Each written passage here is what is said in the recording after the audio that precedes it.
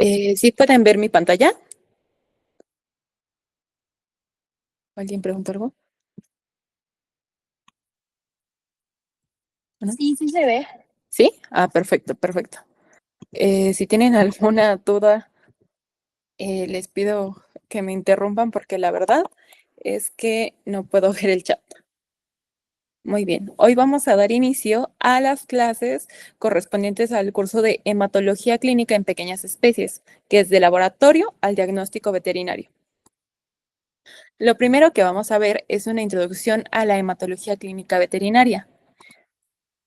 El objetivo general de este curso va a ser brindar a los participantes los fundamentos teóricos y prácticos para la correcta toma, procesamiento e interpretación de pruebas hematológicas en perros y gatos con el fin de apoyar un diagnóstico clínico preciso y oportuno. En este módulo, que es el módulo 1, vamos a ver la introducción a la hematología clínica veterinaria. Vamos a ver la importancia del análisis hematológico en la práctica clínica de pequeñas especies, principales tipos de pruebas hematológicas y vamos a hacer una pequeña revisión de la fisiología de la sangre en caninos y felinos. Ahora bien, nosotros, ¿en qué momento vamos a pedir este tipo de estudios? No es como que llegue nuestro pacientito y es como de, hola, te voy a hacer un hemograma. No, no, no. Va a llegar nuestro pacientito, vamos a tener nuestra anamnesis, porque vino. Nosotros le vamos a hacer el examen físico general para saber cómo se encuentra clínicamente. De ahí vamos a sacar diagnósticos diferenciales. Siempre, siempre, siempre tiene que ser 2 o más, para posteriormente hacer el empleo de estudios de gabinete y de laboratorio para obtener un diagnóstico final y así establecer una terapia. Ahora bien, vamos a iniciar con qué es la hematología clínica.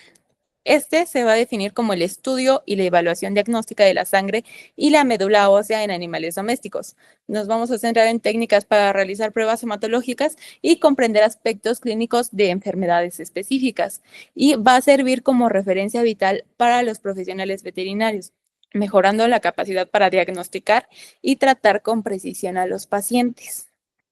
Ahora bien, esto este tipo de pruebas nosotros, ¿para qué las vamos a utilizar? Para empezar, pruebas de detección. Es decir, cuando tenemos animales que están clínicamente normales, cuando son adquiridos, pero a los 3 días empieza a decaerse, empieza con vómitos, empieza con diarreas. Entonces nosotros solicitamos un hemograma y ¿qué es lo que empezamos a ver? Las células de defensa están bajas. Por deshidratación empieza a tener un hematocrito más alto. También vamos a hacer exámenes a pacientes geriátricos, a nuestros perritos que están viejitos, que podemos tenerlos igual clínicamente sanos, pero al momento en el que nosotros le hacemos pruebas de sangre, resulta que tienen los neutrófilos súper bajitos. También va a ser primera vez examinando a un animal enfermo, especialmente si hay signos de enfermedad sistémica. Nos llega un pacientito nuevo, probablemente remitido de alguna otra clínica, de algún otro hospital, y nos dicen, ¿sabes qué? Mi perrito está enfermo, lo han tratado con tal, ha tenido todos estos tratamientos, ¿y qué es lo que nosotros vamos a hacer? Perfecto. Entonces, yo necesito realizar pruebas de sangre para saber con qué tratamiento voy a seguir. Después tenemos pruebas de confirmación, es decir, vamos a confirmar un diagnóstico presuntivo. Justamente como lo habíamos dicho al inicio, vamos a tener un pacientito. Este pacientito, nosotros ya hicimos la anamnesis, un examen físico general, ya dijimos 2 diagnósticos presuntivos, enviamos nuestras muestras y nos llega con anemia por hemoparásitos. Y justamente ya era mi diagnóstico presuntivo A. También para repetir exámenes. Si nosotros tenemos un pacientito con parvovirus, ¿qué es lo que vamos a estar haciendo? Vamos a estar repitiendo hemogramas para saber cómo se encuentran sus células de defensa, cómo se encuentra su hematocrito. Y finalmente, las vamos a encontrar en pruebas para determinar la gravedad de la enfermedad. Vamos a ayudar a formular un pronóstico y monitorear la respuesta a la terapia o progresión de la enfermedad. Por ejemplo, en los gatitos con leucemia vamos a estar realizando este tipo de pruebas seguido, también en nuestros perritos que reciben quimioterapias o también en los gatitos. Tenemos que estar checando muy bien cómo se encuentran las células de defensa, cómo se encuentran nuestros glóbulos rojos, para saber si es candidato a seguir con ese tipo de terapias o nosotros podemos empezar a cambiar un poco. Ahora bien, vamos a ver los tipos de pruebas que nosotros podemos encontrar en hematología clínica. El primero, que es uno que la mayoría hemos mandado, es un hemograma completo o también se conoce como Complete Blood Count. ¿Qué nos va a hacer esto? Nos va a proporcionar un recuento automatizado completo de las células que van por el torrente sanguíneo, es decir, los glóbulos rojos, glóbulos blancos y las plaquetas. En los glóbulos rojos nos va a dar un recuento de glóbulos, la hemoglobina, el hematocrito, nos va a dar algo que se llama volumen corpuscular medio y concentración media de hemoglobina corpuscular. En los glóbulos blancos nos va a dar una cantidad de tipos y cantidad de glóbulos blancos. También se llaman leucocitos. Un porcentaje y recuentos absolutos. Nos va a dar cantidad de neutrófilos, células en banda, eosinófilos, basófilos. En el caso de las plaquetas, que son vitales para la coagulación de la sangre, nos va a dar si hay recuentos anormales, ya sea que haya enfermedades inmunomediadas, pérdidas de sangre o ya sea por su uso. También existe el frotis sanguíneo. A comparación de lo que es el hemograma, este nos va a dar una observación de las diferentes células, como alteraciones de tamaño, forma, color, distribución y presencia de microorganismos sanguíneos.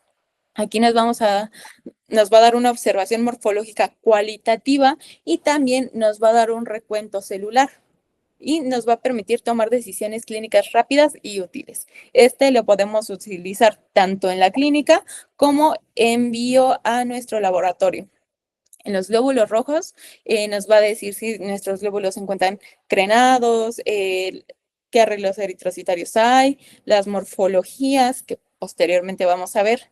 En este caso les puse algunos ejemplos que son equinocitos, codocitos, esferocitos y justamente la presencia de los hemoparásitos, que es algo que no nos va a venir en un hemograma. En los glóbulos blancos nos va a decir la morfología, la presencia de los neutrófilos, linfocitos, neutrófilos en banda. Y plaquetas también nos va a decir acerca del arreglo plaquetario que se encuentra dentro del frotis.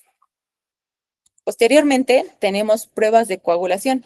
Estas van a ser un conjunto de análisis de laboratorio que evalúan la hemostasia, es decir, la capacidad del organismo para detener el sangrado mediante formación de coágulos. Estas van a ser fundamentales para diagnosticar y manejar problemas de sangrado o formación de coágulos. Aquí tenemos dos que son las que más envían, que es tiempo de protrombina y tiempo de tromboplastina activada. Justamente nos va a evaluar la capacidad de la sangre para formar coágulos y nos va a dar diagnóstico de cualquier enfermedad de la hemostasia, evaluar riesgos preoperatorios y también nos va a monitorizar tratamientos.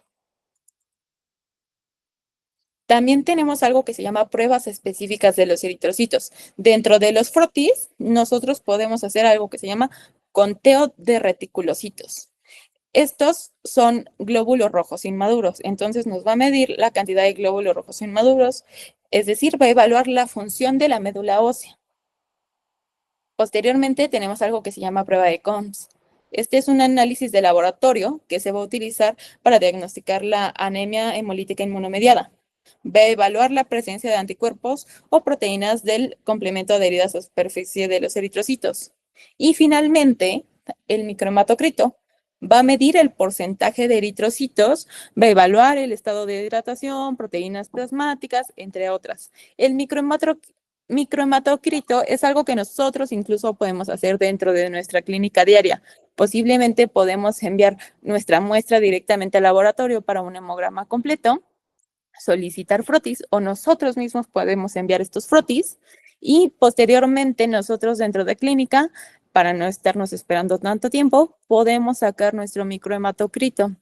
Una vez que saquemos esto, nos va a dar la cantidad de glóbulos rojos, la cantidad de plasma, ahí viene justamente lo que son las proteínas totales, y nosotros podemos hacer un aproximado para iniciar una terapia rápida. Ahora bien, vamos a ver qué es la sangre. La sangre es un tejido conjuntivo especializado. Este tiene un componente celular y una matriz. En este caso, la matriz extracelular tiene la particularidad de ser líquida, ya que está compuesta por agua y permite la vehiculación de las células sanguíneas a través de los vasos. Y va a ser un 5 a un 8% de peso corporal en sangre, tanto de perritos como de gatitos. ¿Qué es lo que vamos a tener? ¿Cómo se compone nuestra sangre? Un 55%, aquí como lo marca, va a ser plasma. Este es un componente líquido de la sangre, que es una mezcla de agua, azúcar, grasa, proteínas y sales. Su función principal va a ser transportar células sanguíneas por todo el cuerpo, junto con nutrientes, productos de desecho, anticuerpos, proteínas de coagulación, hormonas y proteínas que ayudan a mantener el equilibrio hídrico del cuerpo. El 45% va a ser los glóbulos rojos, también llamados eritrocitos. Estos son las células más abundantes de la sangre, debido a que representan un 40 al 45%. La forma de un glóbulo rojo es la de un disco bicóncavo con un centro aplanado. Esto lo vamos a ver posteriormente con más profundidad. Por esa razón es que aquí nada más le dejamos esta pequeña imagen. Estos contienen una proteína especial llamada hemoglobina, que ayuda a transportar oxígeno desde los pulmones al resto del cuerpo y luego devuelve el dióxido de carbono a los pulmones para su exhalación. Esta se ve roja debido a la gran cantidad de hemoglobina. Posteriormente, este 1% que vemos aquí, esta pequeña capita, son leucocitos y plaquetas. En el caso de los leucocitos, estos son los que protegen al cuerpo de las infecciones. El tipo más común que nosotros vamos a encontrar en los recuentos va a ser el neutrófilo. Esta va a ser nuestra primera línea de defensa del cuerpo. Cada neutrófilo vive menos de un día, por lo que la médula ósea debe producir constantemente nuevos neutrófilos para mantener la protección contra las infecciones. Y en el caso de las plaquetas, no son células como tal, sino más bien son pequeños fragmentos celulares. Estas contribuyen al proceso de coagulación sanguínea al reunirse en el lugar de la lesión. Se adhieren al revestimiento del vaso sanguíneo lesionado y forman una plataforma donde se puede producir la coagulación. Esto nos da lugar a formación de un coágulo de fibrina que va a recubrir la herida e impide que la sangre se escape. Entonces, ¿cuáles son las funciones de la sangre? Aquí tenemos 5 que son muy importantes, que la primera, como vimos, es transporte de oxígeno y nutrientes a los pulmones y tejidos. Formación de coágulos de sangre para evitar la pérdida excesiva de sangre mediante las plaquetas. También tenemos el transporte de células y anticuerpos que combaten las infecciones. También va a llevar productos de desecho a los riñones, al hígado, y estos filtran y limpian la sangre. Y finalmente también tenemos la regulación de la temperatura corporal. Justamente para esta regulación también es muy importante que nosotros chequemos a nuestros pacientitos, porque muchas veces empezamos a tener pacientitos que llegan con deshidratación de un 7 a 9%, empezamos a tomar la temperatura y suponiendo tiene hipotermia de 36,4. Posteriormente la vuelvo a tomar, intento no dar tantos líquidos, la vuelvo a tomar y me da 35,4. ¿Por qué? Porque justamente toda la sangre se va a ir hacia los órganos vitales, que va a ser el corazón, pulmones, para que lleven a cabo todo su mecanismo. Y entonces, ¿qué pasa? Las patitas se empiezan a sentir frías, frías, frías. Entonces es muy importante también mantener la temperatura de nuestros pacientes, mantenerlos hidratados de acuerdo a la edad, con el suero fisiológico adecuado, y también lo que podemos hacer nosotros para ayudar es utilizar soluciones tibias. Eso nos ayuda bastante. Ahora bien, ¿cómo es que estas células llegan hasta la sangre? Muy bien. Empecemos con la hematopoiesis. Esta es la producción de las células sanguíneas en la médula ósea. Esta inicia en la vida intrauterina. Vamos a tenerlo en el saco vitelino, en el hígado, en el vaso y en la médula ósea. Posteriormente, en la vida postnatal, la principal va a ser médula ósea. El hígado y el vaso se van a encontrar inactivos. La médula ósea roja va a ser reemplazada por médula ósea amarilla, pero si es necesario, se va a reactivar la médula ósea roja. También se va a presentar la hematopoiesis en huesos planos y epífisis de los huesos largos. En el caso de la leucopoiesis, que es la producción de las células blancas, vamos a encontrar lo que son polimorfonucleares, como los basófilos, eosinófilos, neutrófilos, y los mononucleares. En este caso, únicamente tenemos a los monocitos y los linfocitos. Vamos a iniciar con la granulopoiesis. En la médula ósea, la célula progenitora, que es una pluripotencial, puede transformarse en célula progenitora comprometida para producir granulocitos. Entonces, esta nos va a dar lo que son los neutrófilos, eosinófilos, basófilos y también estos monocitos. Entonces, la primera célula que nosotros vamos a tener es un mieloblasto. Este va a ser la fase celular más inmadura. A ver, acá está. Vamos a tener un núcleo redondo, ligeramente oval, relativamente grande, con cromatina punteada, sin condensaciones y dos o más nucleolos. Aquí la vamos a tener, esto es lo que vamos a ver. Posteriormente va a pasar a ser un promielocito. Aquí vamos a ver un nucleolo presente y conforme va madurando, va desapareciendo. El citoplasma es abundante y si lo vemos se va a teñir ligeramente de azul. Vamos a ver gránulos azurófilos color rojo púrpura. Si nos acercamos aquí, aquí vemos justamente los gránulos, estas cositas punteadas. Y a comparación de este, sí lo vemos un poco más azulito, hasta vamos perdiendo un poco al nucleolo.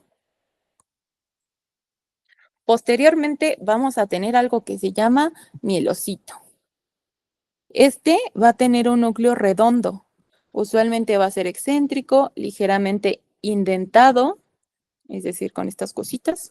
Le va a faltar nucleolo o no es visible y presenta agregados de cromatina. El citoplasma es azul en la periferia, gránulos específicos o secundarios. No tenemos aquí gránulos azurófilos. Los gránulos específicos quiere decir que puede irse hacia basófilo, que es un poco más azul morado, o eosinófilo, un poco más rosita. Posteriormente, tenemos al metamielocito. Este va a variar de tamaño, puede tener un núcleo indentado, va a ser similar a la forma de un riñón, si nos damos cuenta aquí, a comparación de este que es una bolita, este va a ser un poco más arriñonado. No presenta nucleolo, cromatina nuclear es moderadamente condensada y vamos a tener un citoplasma ocupados por gránulos secundarios. Aquí están, miren. Si nos damos cuenta, aquí no se tiñe ni hacia azulito ni hacia rosita, como sería más basófilo o un poco más hacia eosinófilo.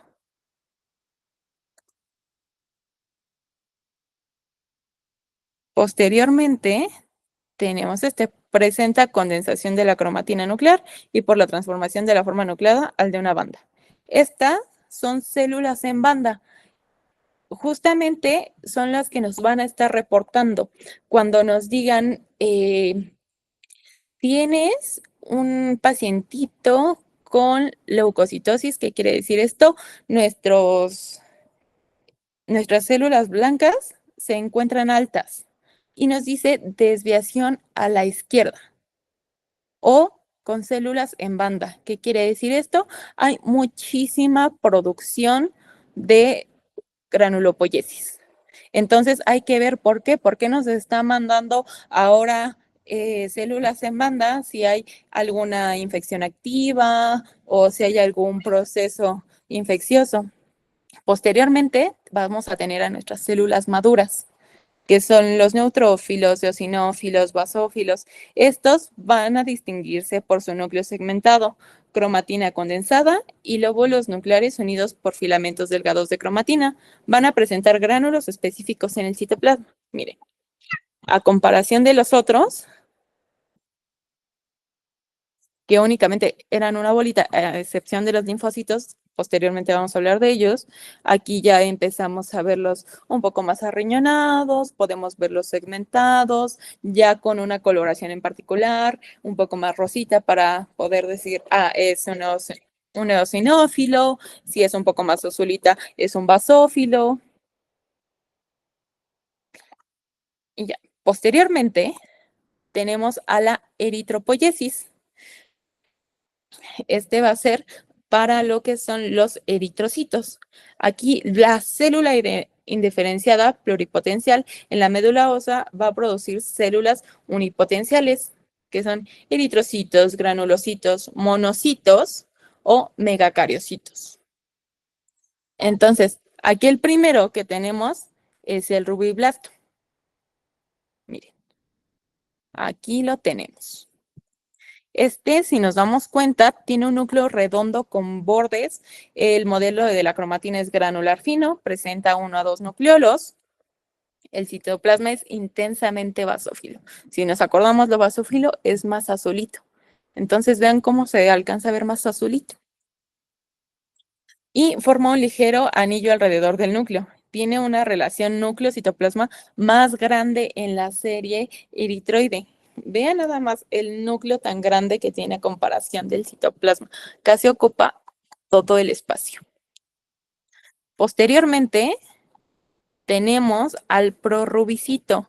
Este va a tener un núcleo redondo, puede tener irregularidades en los bordes nucleares, el patrón de la cromatina va a ser ligeramente más compacta, el nucleolo no se alcanza a percibir y el citoplasma es menos denso y forma un anillo delgado alrededor del núcleo. Esta no se alcanza a ver también, pero a comparación del otro, presenta un poco menos de la parte del citoplasma. Vean, se alcanza a ver muy poquitito, pero ya empieza a ser un poco menos y más delimitado. Justamente este es el anillito del cual se refiere.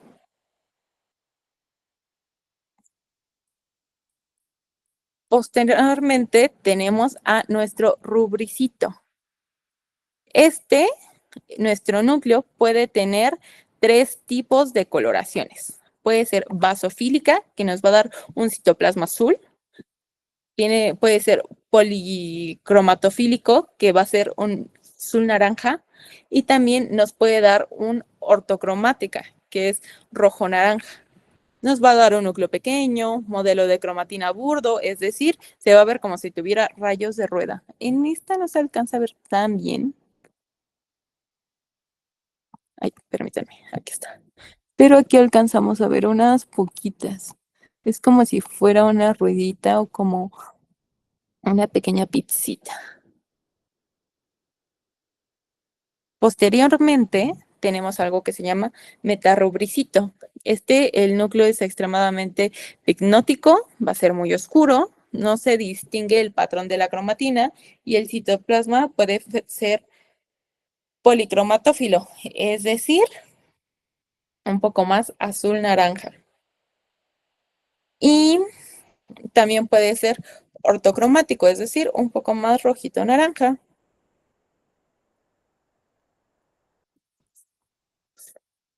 Y justamente, ¿qué quiere decir aquí? Picnótico es que ya lo vemos un poco más denso y oscurito el núcleo. A comparación de los anteriores, si nos damos cuenta, aquí está más grande, no está tan bien definido. Y en esta parte ya lo empezamos a ver más definido, incluso la pigmentación ya empieza a verse un poco más de la cromatina más densa, en los otros no se encontraba tan densa, la encontrábamos incluso fuera del núcleo, la encontrábamos en la parte del citoplasma, Entonces aquí ya empieza a tener un poco más de forma. Ahí.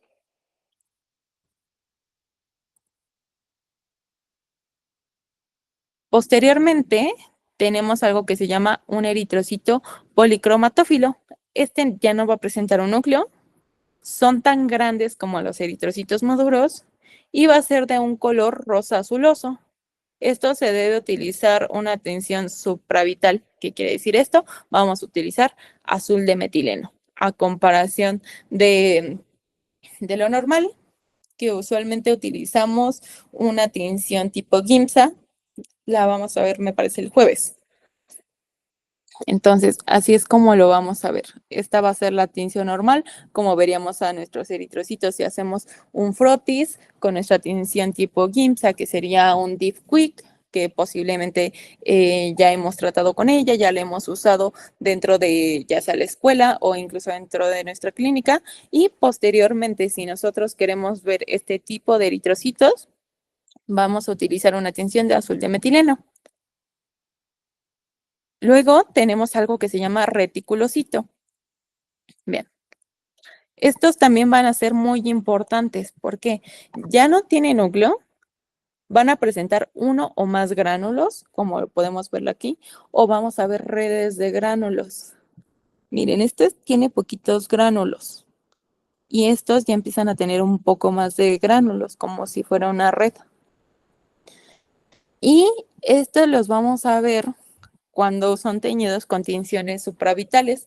¿Se acuerdan que cuando empezamos a hablar de las pruebas que se podrían realizar con lo que son los frotis, era el conteo de reticulocitos? ¿Por qué? Porque el reticulocito es una fase inmadura del eritrocito. Entonces, va a haber algún problema cuando nosotros tengamos eritrocitos y una cantidad de reticulocitos muy elevada. ¿Por qué?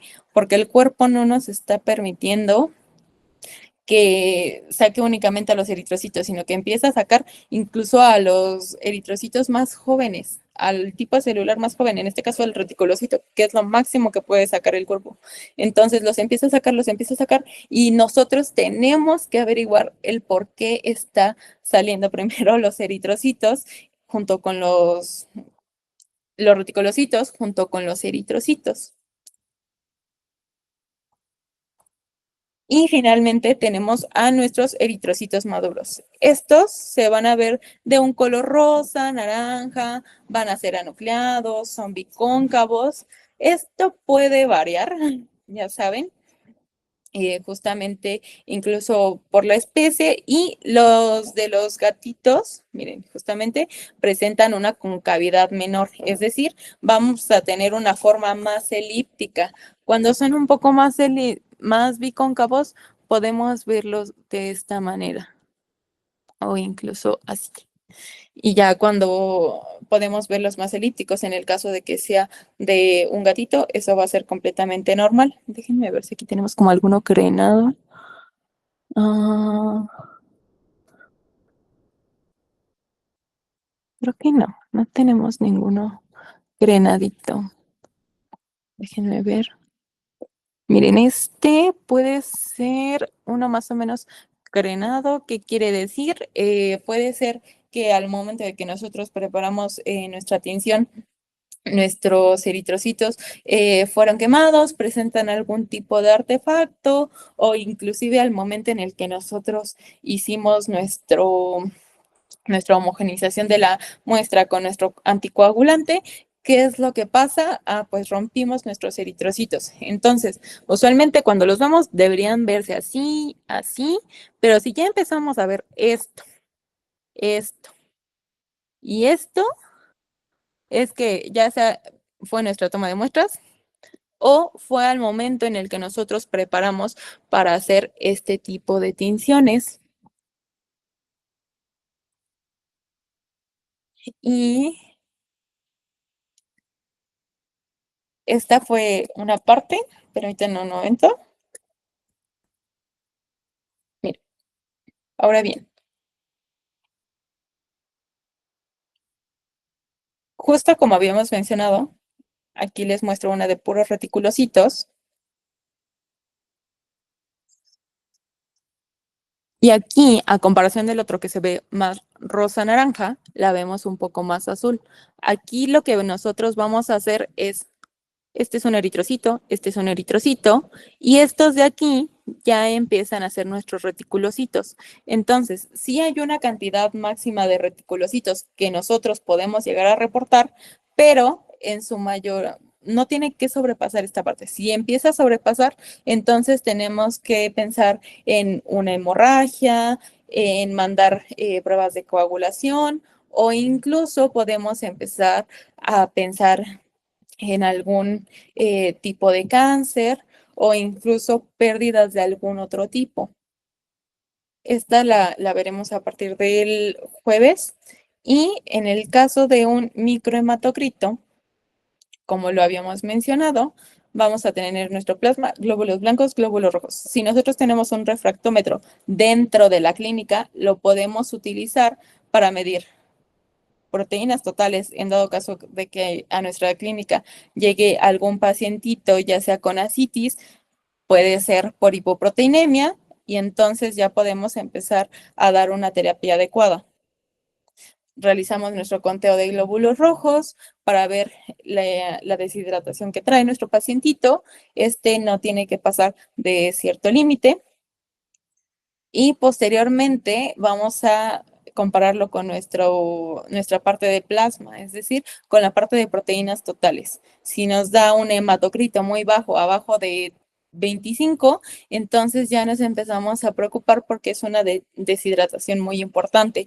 Posteriormente, si tenemos una hipoproteinemia abajo de 2.5, que sea de 1.3, nosotros ya tenemos que empezar a suplementar, porque al momento en el que nosotros vayamos a rehidratar a nuestro paciente, si tiene una deshidratación del 9%, lo único que vamos a hacer es llenar aún más de líquido la cavidad, y entonces vamos a tener que empezar a sacar todo esto.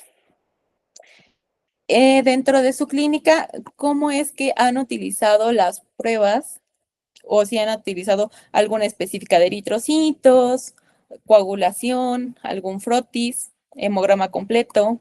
Usualmente cuando nosotros mandamos nuestro hemograma, se debería o debiera mandar lo que son 3 frotis secados al aire. ¿En algún momento lo hemos hecho dentro de nuestra clínica? Sí. ¿Sí? Perfecto. ¿Qué hemos mandado?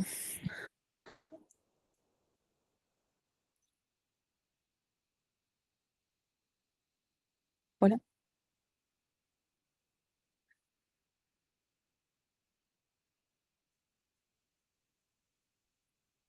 Bueno, me imagino que en su mayoría hemos mandado hemograma completo, ¿cierto?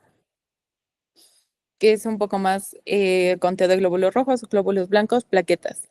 ¿Alguien ha mandado únicamente frotis o conteos de reticulocitos? No, yo no. Ok, perfecto.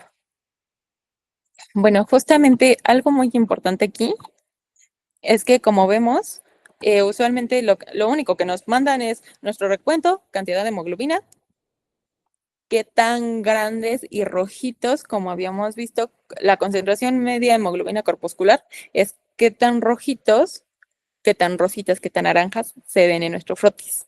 Y nuestro volumen corpuscular medio es qué tan gordito se ve mi eritrocito. Sí se tiene que ver. Rojitos y gorditos. Podemos verlo un poco más ovalado. Este está bien. Pero si empezamos a verlos un poco así, un poco más como una donita, ya empezamos a tener otro tipo de alteraciones dentro de nuestra muestra.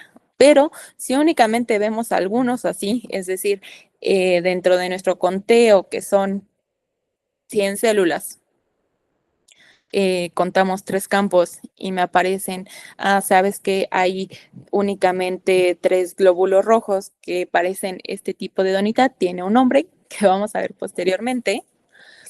Entonces es algo que no me preocupa. ¿Por qué? Porque muchas veces es parte de nuestras pruebas. En algunos otros momentos nos va a decir pero mira cuántos tienes normalitos. ¿Esto qué quiere decir? Puede ser problemas de la atención o incluso puede ser que nosotros al momento de secarlos al aire lo hagamos muy fuerte o muchas veces cuando guardamos nuestras muestras las solemos poner con un papel para que éstas no se rompan o las ponemos incluso con un poco de cartoncito para que éstas no se rompan. Pero ¿qué es lo que pasa al momento de que hacen fricción? Pueden llegar a afectar nuestras células. Y no sé si alguien haya hecho alguna prueba de COMS. Creo que aquí en México casi no hemos hecho diagnósticos de anemia hemolítica inmunomediada, o al menos a mí me han tocado muy poquitos, pero no sé si alguien la haya llegado a enviar en algún momento. ¿Mm?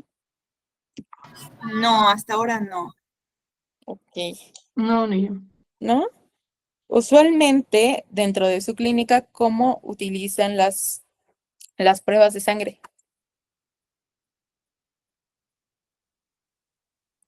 De estas tres, de detección, confirmación o para determinar gravedad de enfermedad.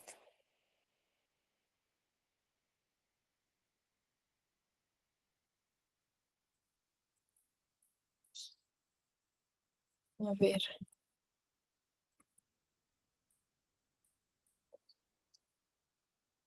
¿Ustedes tienen pacientes geriátricos?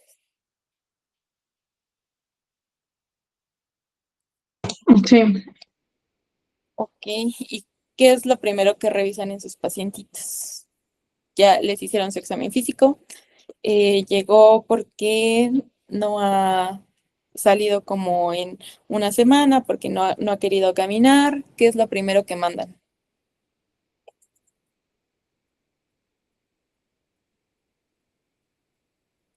Podemos mandar una bioquímica para ver cómo se encuentra el riñoncito. Podemos hacer dentro de nuestra clínica un hematocrito para ver cómo se encuentran las proteínas totales, ver si se encuentra deshidratado porque probablemente no ha tomado agua, no se ha querido incorporar para comer o inclusive no ha querido comer su alimento húmedo de siempre. Entonces, nosotros dentro de nuestra clínica, como prueba rápida, es económica también, podemos sacarle un microhematocrito. Tomamos nuestra muestra de sangre, hacemos nuestro microhematocrito. Si tenemos refractómetro, que considero que en la mayoría de clínicas las tenemos, si no es así, sería bueno. Créanme que es una muy buena inversión a lo largo del tiempo. Y entonces ahí podemos hacerle un diagnóstico rápido de, mira, las proteínas se encuentran bien, tienes hipoproteinemia o tienes hiperproteinemia. Posteriormente vemos cómo se encuentra el hematocrito. Y aquí, ¿qué es lo que decimos? Ok, mira, tu perrito tiene deshidratación, me gustaría que se hospitalizara, o sabes que tu perrito se encuentra en óptimas condiciones, podemos ir a casa, un poco de tratamiento, inclusive un poco de suero para evitar cualquier otra cosa, o si es que no está tomando agüita, iniciamos con alguna de estas terapias. Entonces es algo que podemos hacer en un día.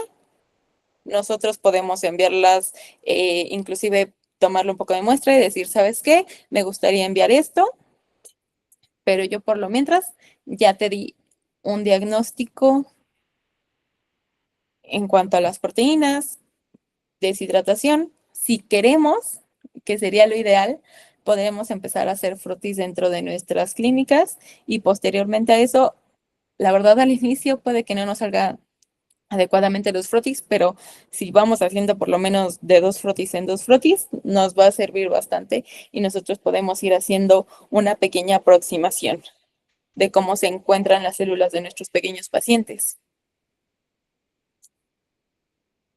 Obviamente, en la parte de confirmación, no sé si alguna de ustedes ha hecho transfusiones sanguíneas o alguno de ustedes dentro de la clínica, sí, ¿sí? Y mandan las muestras, ¿cierto? Antes, sí. ok, perfecto. Y ya posteriormente a eso, ¿qué haces? ¿Esperas a ver cómo se encuentra el hematocrito o cómo lo mides después? ¿O cómo Pues dices, normalmente las pruebas se mandan para ver si es candidato, ¿no? Para hacer transfusión sanguínea. ajá, pero posteriormente, suponiendo, hice mi transfusión, ¿cómo sé si mi transfusión, si aumenta el hematocrito? ¿Te acuerdas que es como una fórmula, que es para llegar al hematocrito deseado? Si hicimos todo esto, tuve a mi candidato con el tipo de sangre adecuada y posteriormente a eso, ¿cómo sé si llegué al hematocrito deseado? ¿Las vuelves a mandar al laboratorio? ¿Nos esperamos hasta el siguiente día? ¿O tienes laboratorio dentro de la clínica? Desde aquí nosotros Después de tenemos. la transfusión se haría un hemograma nuevamente. Exactamente. Podemos hacer un hemograma al siguiente día. Si tenemos dentro de la clínica, está perfecto. Si nos autorizan inclusive, porque muchas veces también nos vamos por costo, ¿cierto? Es como de mínimo necesito hacer uno posteriormente a la transfusión, uno al siguiente día para ver que todo se encuentre bien. Entonces, ¿qué es lo que nosotros podemos agregar entre estos tiempos que podríamos decir son tiempos muertos? Es decir, no te voy a hacer un hemograma cada hora, por lo menos podemos realizarlo cada hora siguiente a la transfusión. Hacemos un microhematocrito para saber cómo va nuestro hematocrito. Entonces, lo vamos haciendo y suponiendo hice mi transfusión a las 11, a las 12 yo hago un microhematocrito y me da un 35%.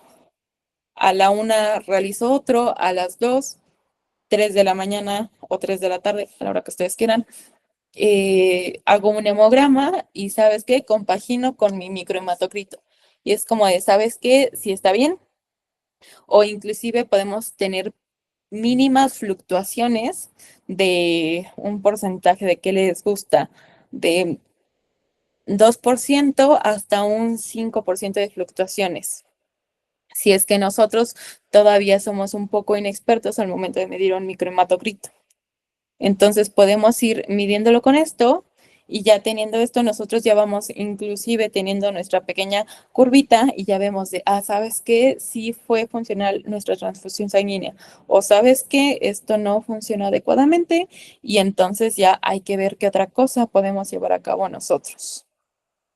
Entonces ahora es que estas pruebas las vamos a tener que ir juntando un poco más, las podemos empezar a utilizar separadas una a una o inclusive podemos utilizar varias dentro del mismo pacientito. Por ejemplo, podemos hacer nuestras pruebas de coagulación, podemos hacer nuestro microhematocrito, podemos hacer posteriormente un hemograma y justamente compaginarlo con nuestro examen físico general y decir cuál vamos a utilizar nosotros. Eso es muy importante.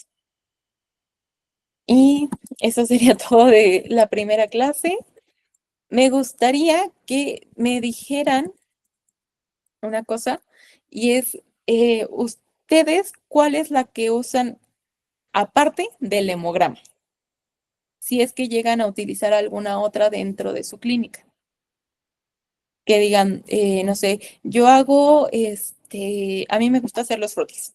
A mí me gusta mandar pruebas de coagulación o si suelen usar pruebas de coagulación porque realmente son las que menos mandamos al laboratorio y suelen ser muy importantes. O si ustedes utilizan alguna de estas dentro de su laboratorio, si ya empiezan a tener un laboratorio dentro de su clínica. Es decir, podemos tener el que más tenemos nosotros, o al menos aquí en México, es Abaxis, Cydex, y entonces ya con eso nos da un recuento. Posteriormente podemos hacer un frotis, un micromatocrito. Si tenemos nuestro refractómetro, también hacemos el conteo de las plaquetas, de las proteínas. Solemos realizar algo de esto dentro de nuestra clínica, Sí. ¿sí? ¿Cuáles hacemos? Sí. hemogramas, los frotis, en las máquinas también, en las de IDEX, Ok, entonces sí tiene AVAX. un laboratorio muy grande. Sí, sí, hay Perfecto. algunas máquinas. Ok, perfecto. Tienen de hemograma completo, me imagino. Sí, hemograma, bioquímica completa, las Ok, de frecuencia también, las prequirúrgicas. ajá, perfecto. Y ya para los demás lo mandamos al laboratorio, ¿cierto? Ajá. Perfecto. ¿Y los demás qué tal? ¿Hemos manejado alguno de estos? ¿Hemos mandado alguna otra prueba?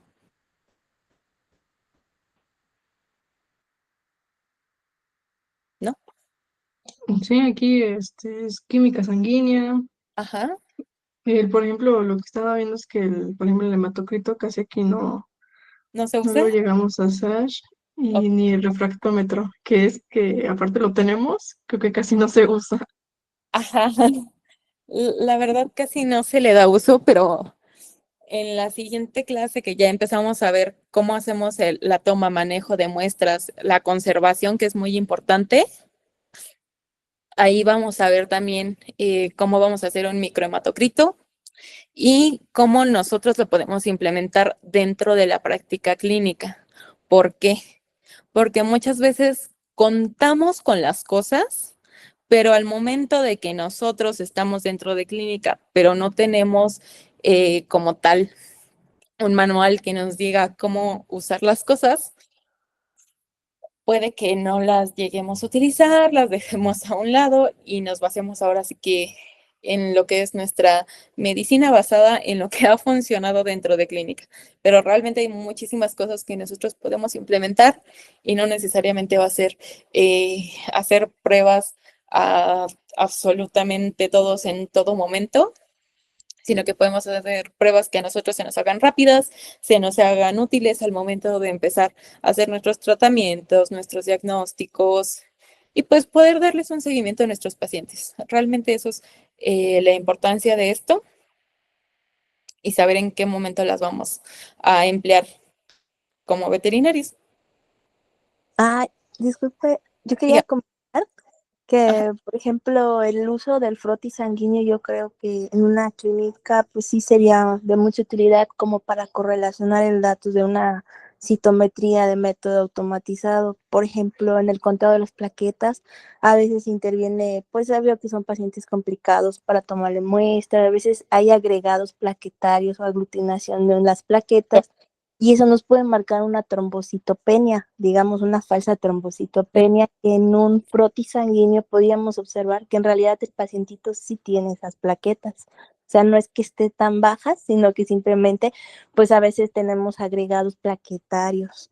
Y ujú. eso también nos puede servir para correlacionar si el pacientito, pues sí tiene la trombocitopenia real o no. Exactamente, justo es algo muy importante porque como lo menciona, al momento en el que nosotros hacemos un hemograma que es automatizado, ¿qué es lo que pasa? Este nos separa las células de acuerdo a su peso, inclusive puede ser a partir, lo pasa como por un halo de luz y entonces es de, ok, un eritrocito brinca medio centímetro, por decirlo así, no es tanto. Un neutrófilo brinca 0.03 y así. Entonces, muchas veces lo va haciendo así, pero si hay otro tipo de formas de agregaciones, estas las desecha o definitivamente no las va a contar o las va a contar mal. Porque va a ser como de, mira, una plaqueta va a brincar 0.3. Pero resulta que un eritrocito con una conformación diferente al ovalado, como lo habíamos visto aquí, esta, por ejemplo, que está, ni siquiera se alcanza a ver, brinca exactamente lo mismo. Entonces nos va a juntar con plaquetas y es como de, no puedo tener tantas plaquetas en un paciente que lo único que venía era un chequeo. Entonces ya podemos mandar nuestro frotis, si es que nosotros todavía nos sentimos un poco inexpertos, es decir, mandamos únicamente nuestra muestra y ¿sabes qué? Necesito que me hagas frotis. Muchas veces nos mandan las fotos, eso es bueno para que nosotros empecemos a ver qué es lo que ven dentro del laboratorio. Entonces ya nos dicen de, ¿sabes qué? Me mandaste tu muestra. Y entonces, al momento de que yo tengo tu muestra, también la teñí con un azul de metileno. ¿Y qué crees que se vio? Se vieron un montón de reticulocitos. Entonces tienes que checar un poco más. Y es como de, mira, así se ve un reticulocito. Entonces, en el caso de que nosotros podamos empezar a hacerlo dentro de nuestra clínica, hago mi frotis. Resulta que ese día me salió perfecto. Y decido teñirlo también con azul de metileno. Y ya sé cómo se ve un reticulocito. Ya sé cómo se ven estos gránulos, ya sé cómo se ven las redes de gránulos. Entonces, ahora sí que es poco a poquito. Y justamente como mencionan, ir juntando todas las posibles muestras que nosotros tengamos. Siempre, siempre, siempre va a ser muy importante este tipo de correlación. Y algo también que nos va a ayudar es, por ejemplo, si en mi caso puedo hacer, como mencionamos, una bioquímica sanguínea y ahí me aparecen proteínas de tanto. Y también hago mi biometría y me dicen, tenemos un hematocrito de tanto, tenemos una hipoproteinemia, una hiperproteinemia. Ya es como de, mira, lo veo con mi microhematocrito y sabes que si estaba bien o sabes que aún no sé leerlo adecuadamente. Entonces, posteriormente es como ir juntando un poco. Tenemos que saber cómo hacer los exámenes, los vamos a ir haciendo poco a poquito. Y algo que me gustaría, si les es posible, compartirme la última clase, que va a ser el jueves, un caso. Yo les voy a traer casos. Justamente vamos a tener uno de anemia hemolítica inmunomediada. Les voy a pedir que participen mucho. Y si les es posible traer un caso o inclusive un caso que ustedes digan, ¿sabes qué?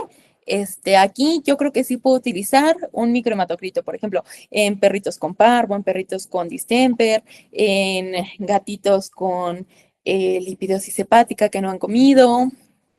Y una vez que nosotros instalamos una dieta entérica, ya podemos decir, ¿sabes qué? Si subió las proteínas, no subieron las proteínas, o lo empecé a instaurar y podemos tener un seguimiento más, ¿cómo se llama? Un poco más personalizado a nuestros pacientes. Es decir, ya no me voy a esperar 3 días a hacerle un hemograma, lo puedo hacer mañana. Entonces, me gustaría que, uno, si les es posible y si quieren, me puedan compartir un caso así.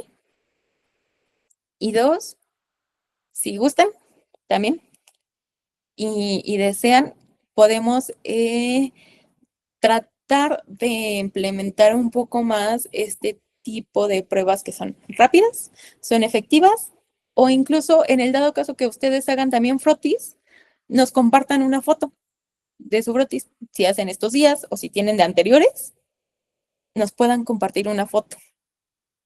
Y nosotros, justamente la clase del miércoles, vamos a empezar a verlas.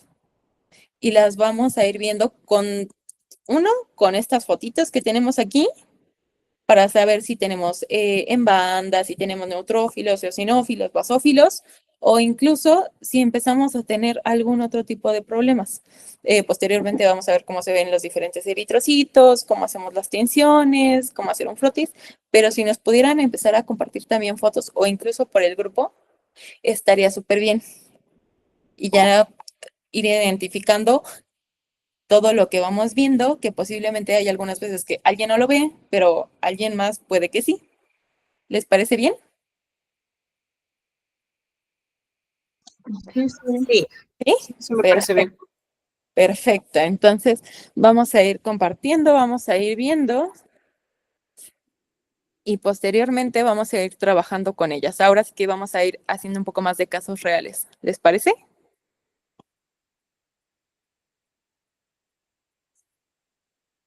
Sí. Perfecto.